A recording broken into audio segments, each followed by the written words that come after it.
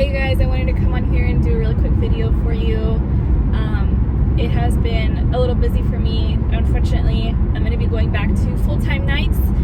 For those of you who don't know, I'm a nurse and work those long 12-hour shifts, and I'm sure a lot of you guys do as well, work long shifts, and so I'm still hoping to keep up with these videos and keep you guys encouraged, and I know by the grace of God that will happen. So I hope you guys are having a blessed day so far, morning, evening, wherever you're at in this crazy world.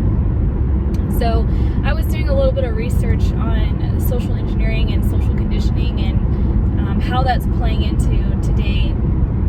I really do believe that we are being conditioned, the world is being conditioned to accept what is going to come to place during the 7-year tribulation, such as the mark of the beast. So the church is not going to be here for the 7-year tribulation. The Bible is very clear that there is a pre-tribulation rapture, and of course I'm not on here to debate that right now, but I just don't want you guys to be scared or in fear that we're going to be here during that time, to be nervous about it. The rapture is going to happen very soon, and Jesus is going to come get his bride and take us out of this crazy world. So I just wanted to make that point so you guys know what I believe, okay, before I kind of get into this video. But the world is being socially conditioned to accept what is to come. That being, in particular, a big one is the mark of the beast. Because the pokey that's out right now is not the mark of the beast, okay? Sorry for the lighting and the weird shadows and everything, but this is what we got, so I'm gonna work with it. But what's out right now is not the mark, and so if you have taken it, you're not going to hell, okay? There are a lot of health risks involved, and I do not encourage anyone to take it, and neither will I, but it's not the mark, okay? So don't listen to people telling you that you're gonna go to hell because you took it. That's not true. We're still in the age of grace, and in the age of grace, nothing can take you from the Father's hand, including the pokey, okay?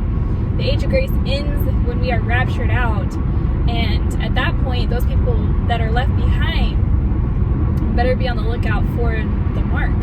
I really believe that the mark could be in the form of what we have today.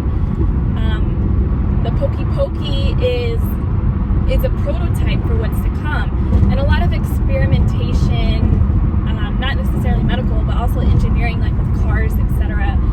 There's usually a prototype, right? Because they want to work out the missing, or the problems, the missing links, the weak links, they want to work those things out. And so that's why a prototype is made. So right now, I feel like the pokey very much is a prototype for what is to come, and it's also helping social condition the world and society into accepting the mark when it does come. People can be controlled by fear, and when people think that, and they're afraid that they might die or that there's some health risk to them, they will do just about anything to stay healthy. They don't want to die, okay? I feel like this is like basic psychology. I have a minor in psychology, but I don't mean nothing. College was a long time ago. So, this is like basic stuff, you guys. You can control people through fear, and so that's what's happening. And that's happening through a lot of different facets. When I was looking up the definition of social engineering, there were two definitions that I saw. One was that it's very similar definition to social conditioning, that it's a process of changing a society or molding a society into particular beliefs, belief systems, or making them think or act a certain way, right? Molding society, per se.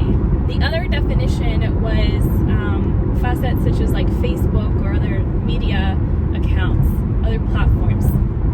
The creation of Facebook, okay? So, I think those two go hand in hand because social conditioning happens through those platforms, okay? It's not just social media, but it's also the news, among other things. Social conditioning also recruits peer pressure because you instill fear into one person, and then they go tell all their other friends and coworkers about it and their family, and instill fear into them. And then whenever they get the pokey, they are peer pressuring someone else to get the pokey. So not only does, the media is feeding you lies, but also you're getting it from those around you, which is not fun, because you want their eyes to be open to what's really going on, and you're facing a lot of pressure from them to give in to something that you don't want. And a lot of that is happening at work, especially if you're in the medical fields, but I'm sure a lot of other workplaces are pressuring you, not just from HR or occupational health, but also from your coworkers, receiving pressure from them to take the pokey. Okay, so I think that plays in hand, the peer pressure, it plays hand in hand with the social conditioning process, with that social engineering, especially whenever almost everyone nowadays has a social platform somewhere. They have some social media account, and they can go on and say, well, they can't say whatever they want because now they're censoring. But if they are for the pokey, then yeah, they can pretty much say whatever they want. They could say lies and get away with it, and a lot of it is lies.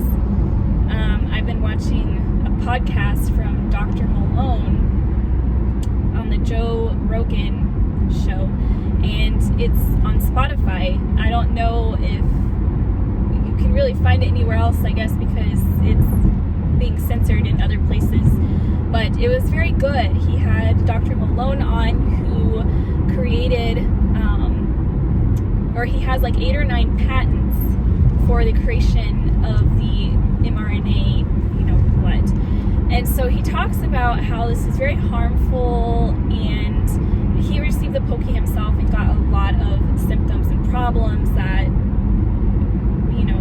should not have happened. And so he said that, there hasn't been enough experimentation with this. He's very much an advocate for not giving this to kids. And he exposes a lot of the lies associated with this pokey, and how the media is covering things up, how these companies that are putting this out, I have to be careful about what I say, are covering things up. So if you're interested in that, it's on Spotify. Joe Rogan interviews Dr. Malone. I can't remember what number podcast it is, but guys, go look it up. It's like 3 hours long. It took me like a week to finish, but it was worth it. Definitely brought to light some things that I hadn't even known, and confirmed many things that I had already researched. So that was interesting to listen to. But, the social conditioning is not just for the mark that is to come. Social conditioning is for a one world order, one world government, one world religion, everything that Revelation speaks to, and what is going to happen during the 7-year tribulation period. We are on that roll already. And I see fear being spread. I know this is a little off topic, I guess, but I just thought of it. I'm seeing fear being spread in many different ways. So Jesus told us in Matthew 24, Luke 21, that there would be wars and rumors of wars. And we are seeing a lot more going on with Ukraine. We are seeing a lot going on with the Middle East in general.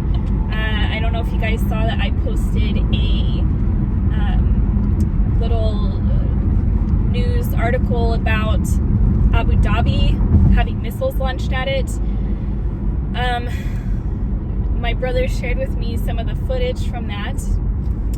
It was pretty intense, scary if you think about it, but at the same time, those of us who know what's going on, we know that, what is to come, and we're not going to be here for the 7-year tribulation, right? And we know that wars and rumors of wars are birth pains, they're part of the birth pain process. And so it's instilling a lot of fear in those who, including Christians, whose eyes are closed to what is going on.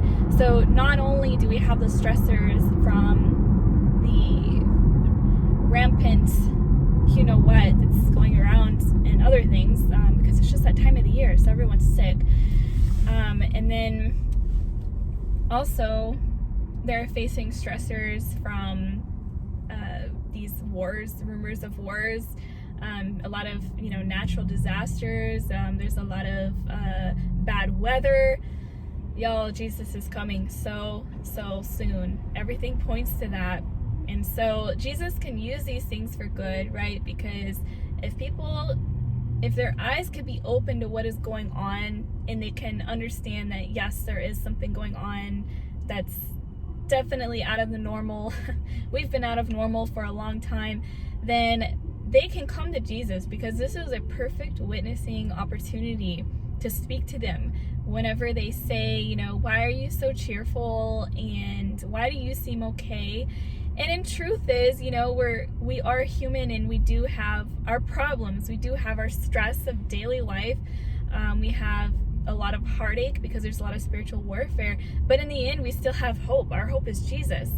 Our hope has always been Jesus. So we can point them to him, because they are going to notice a difference. And they'll probably ask us what we think about what's going on in the world, and in whatever area that may be, whether it's with medical, like I said, I have to be careful about what I say, health problems, or the pokey, or the tensions around the world with rumors of wars, whatever the case is. They may ask us our opinion and how we feel about it. That's a great time to say, look, Jesus told us that this was going to happen. We are nearing the end of times. We pretty much are in the end of times. The rapture is going to happen any second. You know, Jesus died for my sins. He was buried and rose again on the third day. And he loves us. He loves you. He wants you to come to him as well. He wants to forgive your sins, because it's already been done. You just have to believe on him. And then he's going to come and get us out of this crazy world, because it's time to go home. Definitely. And a lot of people will think that you are crazy. A lot of people think that I'm crazy. But that's okay, because I'm not out here to please people. I'm out here to serve God, right? Rather please God than please people, that's for sure. People can't give me anything, but God supplies everything for me, and he has paid for my sins through the death and resurrection of his son. All right, you guys, I think that is it for me today. But I hope you guys have a great rest of your day. I hope to be on here soon and talk to you guys again. I love talking with you. So God bless you. It is a great day to be raptured. I will see you guys in the clouds very, very soon.